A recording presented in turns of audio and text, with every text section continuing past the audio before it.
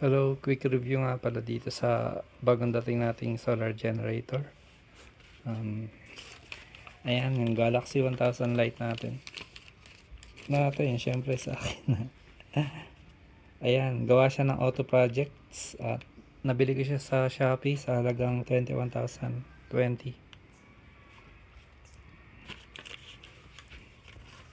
At bagong labas lang siya.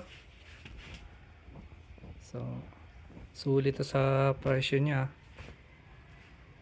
Unlike dun sa ibang counterpart niya na iba branded, medyo mahal na rin. So, sulit talaga to. May kasama siyang charger. Ayan. Tapos, XT60. At meron siyang DC out, tatlo. USB, USB-C. Tapos, turn on na natin. At press niya lang ng hold niya lang ng 2 seconds. Yan, tutunog siya. Tapos may lalabas ditong DC, tapos USB. Pag lumabas na yan, pwede nyo na magamit itong mga port na to. At isa pang press, 1 second, may lalabas na mga AC. Ibig sabihin, pwede nyo nang saksakan yung likuran niya. May 2 sockets dun ng AC. Para tingnan natin. Ayan. Oops. Ito. Sinaksa ko na yung electric fan na 60 watts. Tapos ito yung ventilation niya. Dalawang socket. Tapos ito yung DC in. Panel in. Ayan. Pag gusto yung gumamit ng solar panel, 600 watts. Hanggang 600 watts lang siya. 60 volts. Ayan, dito. Tapos, pag mag-charge naman kayo dito sa taas. So, ayan. Try na nating open yung electric fan. Yan. See? Kayang-kaya.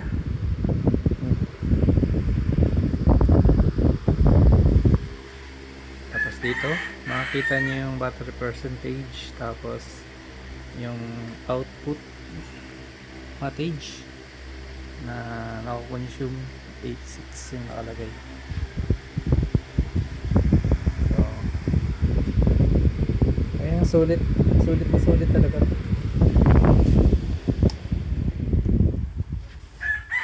Para sa mga work from home setup, kailangan talaga na dun sa mga lugar na laging brownout, katulad dito sa Sorsogon. Almost everyday. Ayan, nangamba ako na baka mag-brownout. Lalo na ngayon na summer na. Parang maraming schedule ngayon yung Soreco na projects. Kaya syempre, pag maraming projects, marami ring brownouts. Bale, may binili akong backup battery na 100 ampere tapos 1000 watts na Zamdon inverter. Kinukulang pa rin siya. Parang nasa 8 hours or 10 hours lang nagagamit. Gamit yung Starlink namin.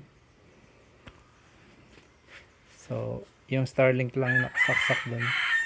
Para maabot lang siya ng 10 hours. Ay, ang brownout dito sa amin nasa 12 hours minsan. At syempre din naman sa computer ko, may ginagamit akong isa pang solar genset na 280 amperes. Bale, inaabot siya ng 12 hours naman. At may gasoline generator naman ako. Kaso hindi ko siya nagagamit pag gabi.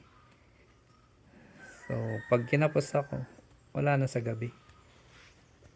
Kasi mabubulabog yung mga kapitbahay. So, ideal talaga to na bilhin para wala nang pangamba na kakapusin ka pa.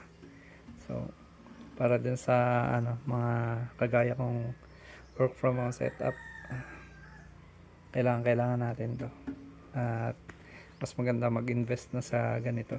At siguro pag nagka-budget ulit, bibili na ako ng solar panel para makapag-charge naman ako gamit yung araw. So yun lang, at maraming salamat sa panonood. God bless.